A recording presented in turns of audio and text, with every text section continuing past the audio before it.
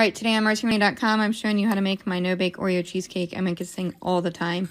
You're going to grind up a whole packet of Oreo mixture, mix it with a half a cup of butter, and then go ahead and firmly press that into the bottom of a baking dish. You're going to add a brick of cream cheese and then powdered sugar to make the cream cheese layer. In a separate bowl, you're going to add 2 cups of heavy cream and a half a cup of powdered sugar to that. And that is going to be our homemade whipping cream. You can use also 2 tubs of cold. Go ahead and put 1/3 of the mixture into the cream cheese mixture, and then go ahead and dye that whatever color you would like. Mix that together, put that layer onto the bottom. This is a thick layer, so we want that to be on the top of the crust. To a separate bowl, you're going to add 2 things of white chocolate pudding or whichever pudding mixture you want. 2 cups of cold milk, and then whisk that together until it gets thick.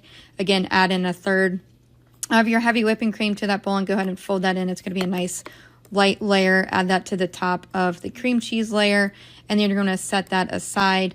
And then once you've spread that out evenly, you're going to go ahead and top that with the rest of the Cool Whip or whipped cream mixture, and then spread that evenly. If you would like, you can top this with your family's favorite colored sprinkles, whatever holiday you're celebrating, or extra Oreo crumbs to the top of that.